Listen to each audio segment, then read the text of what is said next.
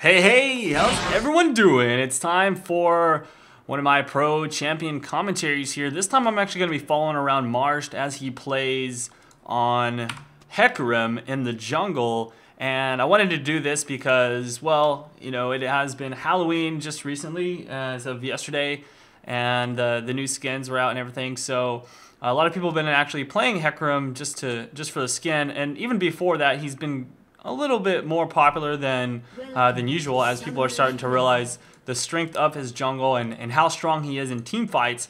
He can really turn around the tide of a battle. I used to play him top lane a lot. If you recall, I made a few videos of me playing him in the top lane, and he does okay in the top lane, but he has a lot of trouble laning against a lot of opponents. But as a jungler, he's pretty decent. He can do a lot of work. So I'm going to go ahead and talk about how to actually play him while watching Marshed do his work on Hecarim, and we'll see how he does. I actually checked his Law King stats. He's got a 60% win rate on Hecarim, and he's a diamond level player, so he should have a pretty good understanding of this champion. So just to give you an idea of what you should be doing on Hecarim, I'll go ahead and talk about his runes and masteries while we're waiting for this level 1 action. It looks like they do spot each other, so we're not going to actually see any engages happen there.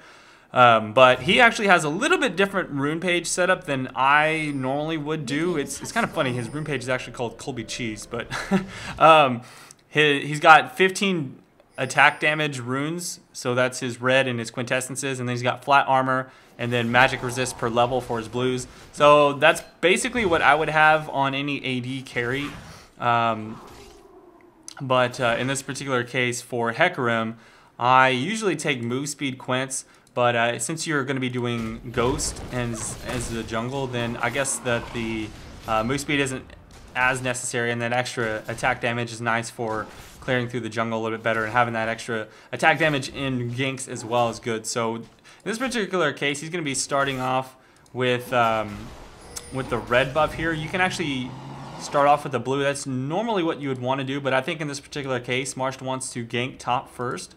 So he's going to go ahead and start off with that red. And of course, as you saw, he starts with with his W, and that's generally what you always want to take with Hecarim. Is you want to begin with that W ability, and that's going to help you just sustain a little bit more in the jungle. And then you're gonna max the Q as your first ability. So, or not as your first ability, but sorry, you're going to max it first after you take W, you take Q, and then you max Q first, and you'll pick up your E at level 4 for your ganks and whatnot. The main thing is you want to be able to come into the lane as fast as possible with your abilities for your ganking potential. And you'll see he's actually doing the same thing here. But now he's got red and blue. I guess he is not actually ganking top first. That's just his jungle path. He's picking up that blue last so that he has it a little bit longer. And you'll notice he picked up the boots, 3 health potions. Pretty standard start for Hecarim, since, well, he's obviously pretty move speed reliance, in my opinion.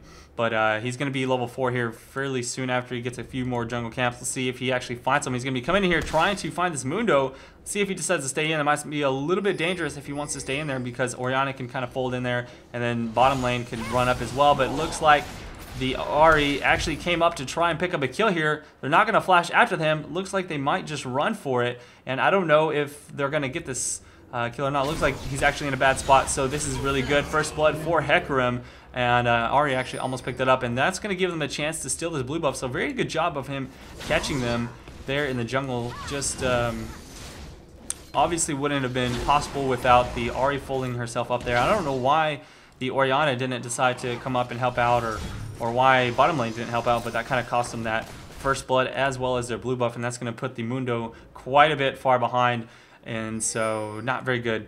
So as far as masteries are concerned, I told you about the runes. He's actually got a 1911 set up, so he's pretty much got everything AD except for the very last point in the offense tree. And on defense, he's got the standard, you know, armor, and he's got the extra HP, and then he has the 2 points into the reducing the incoming damage. So that'll kind of get you started. It's a pretty good rune setup for jungle Hecarim. And generally when you play jungle Hecarim, you're going to be going for 2 gold per 10 items. I don't know if that's exactly what Marshed likes to do in his builds, but that's pretty standard setup. And this is going to be a good opportunity for him to pick up a kill here, as Graves has no mana, so he doesn't have a chance to actually jump out of the way, and Exhaust is going to go down. Marsh grabs the kill onto that Graves, and another one is picked up by the support. Unfortunately, no kills for the Misfortune, so that's unfortunate, but no problem.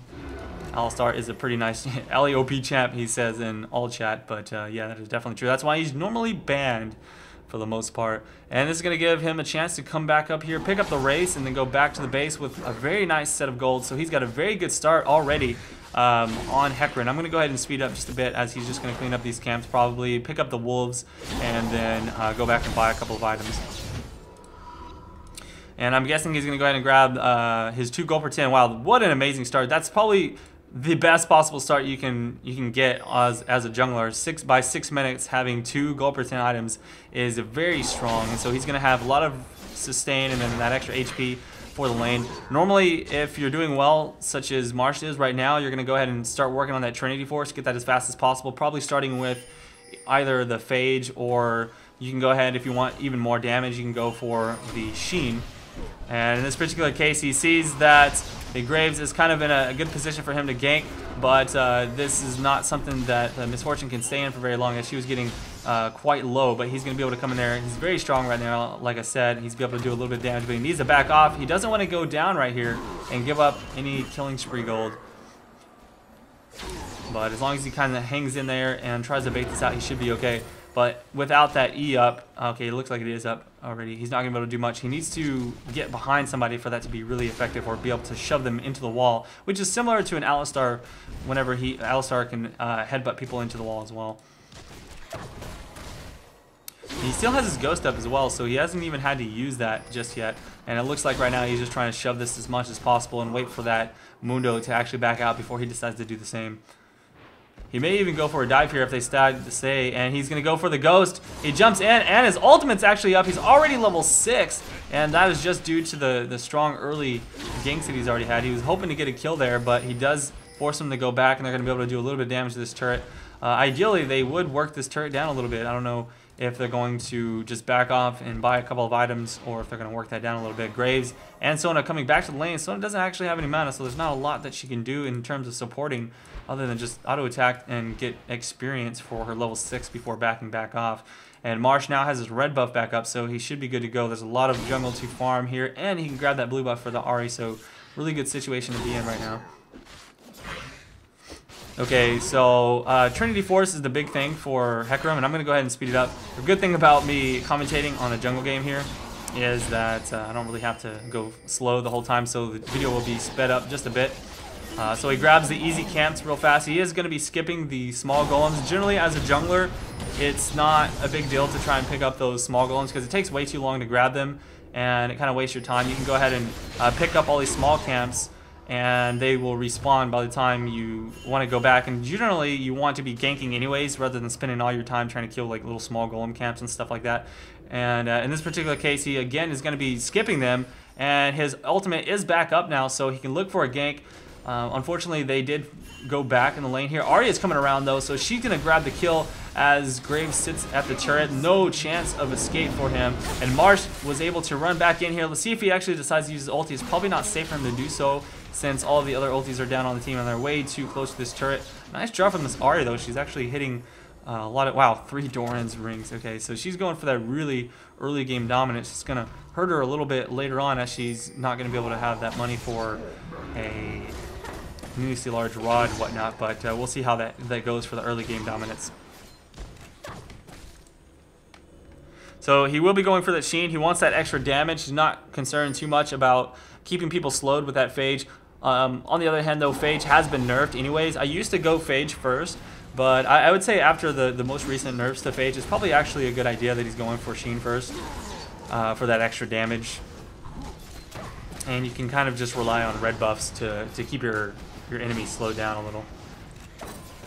Super Soda comes in here. He wants to try and steal this, but it looks like he's going to try and play it a little bit safe. He might actually kill Marsh, and I don't know if he's going to... Oh, he actually whiffed his ultimate, which caused him to die to the Sona, unfortunately. Luckily, G-God got the dragon, so it wasn't completely a waste, and there's no chance for her to really flash over. She's already used all of her summoner abilities to try to escape from that. She actually is going to get away anyways. He flashes over the wall. Cog doing a nice job of supporting there. Allows her to get away. Doesn't lose that blue buff to anyone. And he is going to take a little bit of damage. I doubt they're going to be able to dive this. But, oh, actually, they are going to decide to dive this. The Graves wants to get in there and get a kill. And unfortunately, his teammates are not having the same idea. So that's not going to happen. Looks like Hecarim is back up, though, and heading back to the lane. He's got that Sheen built up. And probably going to be working on his boots next. Generally, the next item after a Sheen is you want to grab those boots. Based on the matchup, if they have a lot of AP or slows and CC, you're going to grab Merc Treads. Otherwise, you want to pick up your Ninja Tabby. And Marshed is really strong right now. He's got a lot of damage. He doesn't have his ulti up, though, unfortunately, so he can't continue to chase that Graves down. But he will be grabbing a kill here onto the Mundo. So nice job there. And if he can go ahead and... his E is not up, so he's not going to be able to chase down Graves here, unfortunately. If he had Ghost, he could have grabbed the kill, but unfortunately just nothing is up for him to finish that up. Either way, though, he's in a really strong position with 3 kills already as a jungler, and strong farm as well, 66 CS to the Mundo's 46. So overall, just completely dominating in this game so far, and that's really the fun thing about Hecarim is that if you can get a couple of early kills, you're really going to get ahead fast. And, you know, once you pick up a full Trinity Force, that's when Hecarim gets so very strong. He has to be careful. He's actually playing really dangerously. I don't know. Wow, if she had Flash, she would have definitely... Oh, Flash or Ignite, she would have easily picked up that kill. So I don't know if Marsh knew that both of her summoners were down. I don't know what... She could have even ulted. Not sure why she didn't ult to pick up that kill there. I'm not sure if she thought she can just grab it anyways. But a little bit of a risky play on his part there, almost dying to that. Red team's turret And he just picks up a couple of items. He went ahead and got that vision ward so he can destroy their vision there at the try area. I wasn't sure if he's going to put that on the dragon or not, but I guess since there's a ward there already, he decides to remove that. That way they don't know where he's coming from. He's going to have this red buff, and that's going to allow him to get that slow. Of course, he's working on the Phage as his next item, and that's going to be pretty good for him. A little bit of engage going to be happening. Lots of pings going down all over the place. And looks like they are going for that blue buff. They don't have complete vision of this yet. Yeah, they actually do. And not exactly going to be able to get it in time. But he does get a nice ulti onto Like a Machine. She's low on mana and she is going to go down, which trades the blue back to Marshed. And that is going to be a strong position to be in. Actually, wait, he didn't get the kill. Who got the kill? Or did she not have blue? I don't know what happened there. I think he got the kill, but he already had 3 kills, so I'm not sure exactly what's going on. Whatever. He's going to be pushing this out. Right now, they're in a really good position. Already 4 kills ahead, mostly from Marsh doing a good job here from the jungler. A lot of times, these games can be determined by strong jungle ganks. And the unfortunate thing about jungling is that sometimes jungle ganks just don't line up for you. You can go to the lane, and maybe your lane doesn't have enough CC, or they don't respond correctly, and they bait improperly, and they die themselves. There's so many different things that can happen that make junglers just not that strong, and if junglers don't get ganks off, then they can really start to fall behind a lot. In this particular case, this is probably the best case scenario, as Marshed is really nice and far ahead and fed quite a bit from the jungle. As he got, like I said, the 6-minute gold per tins is probably the best possible case scenario for a jungler that you can get. And he's going to continue shoving this up. Bottom lane has already removed their turret. It's a good thing that they have, as now they can start roaming towards the middle and try and pick up that mid turret and get even more lane dominance. The thing that you want to start doing, and I think this is the strongest thing to do nowadays, is to pick up those turrets as fast as possible. So the faster you can group up as 5 and start taking team objectives and roaming around the map, the better chance you have of winning a game. And this is looking kind of nasty. Oh wow, he didn't even walk into the bush, so Marsh is going to get a chance to run right into this Sona, and Super Soda said, screw it, I'm not even going to go back into that fight. And he might even pick this up using his ultimate. Nice job, though. He actually forces a flash off, pops his ghost to run around the side and grab the kill. He's extremely aggressive on this one. That might actually cost him, as Binka X has come back from the base to pick up the kill, and there's no way he can get away from that one. Giving up the 300 gold to that Aurelia, probably not the best choice. I don't think he should have done that. ghost attempt to try and pick up the kill. Yes, he could have got it if no one else was there, but he was attacking her for so long that it was kind of obvious his team, that the enemy team was going to respond to that. Cog putting himself in a bad position. I don't know why he's staying in here. He doesn't want to lose that Oracles. Luckily, he is able to get some response from the rest of his team, and it actually baited it out just a bit. Unfortunately, that's going to be a 1-for-1 trade, though, as Ahri does go down, only picking up 1 kill onto Asona.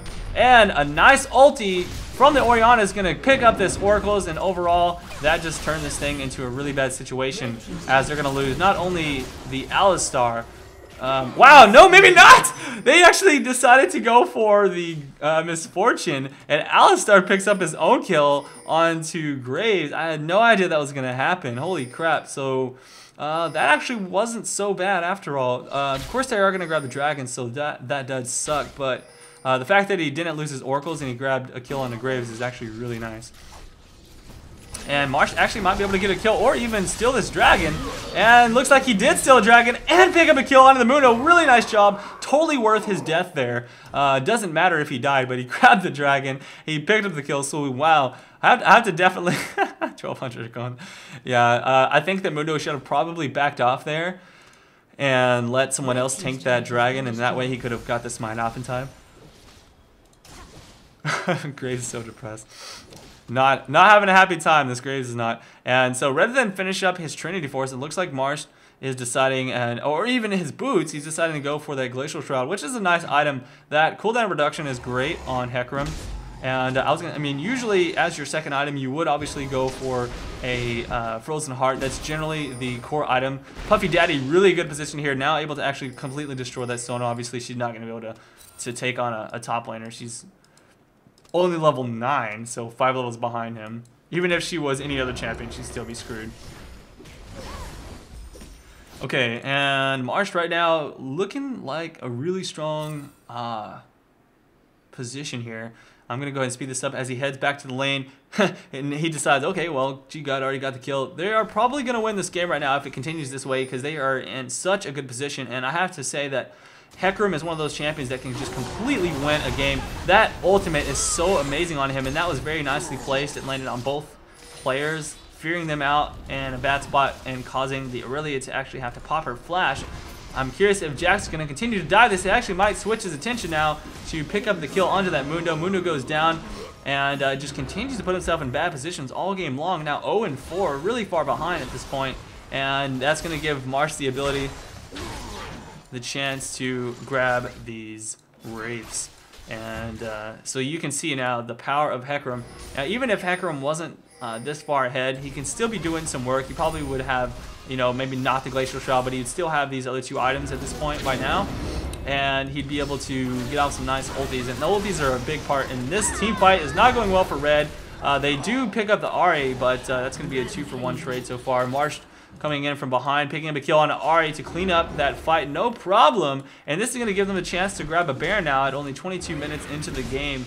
And this is a really good spot for them to be at 10 kills ahead, already 11k gold lead without the Baron kill. But once they pick that up, it's going to be even more so. And Big Axe is not even going to be able to see this coming. She has no ward there. And even if she did, I doubt she can really stop it from happening anyways, at least this late in.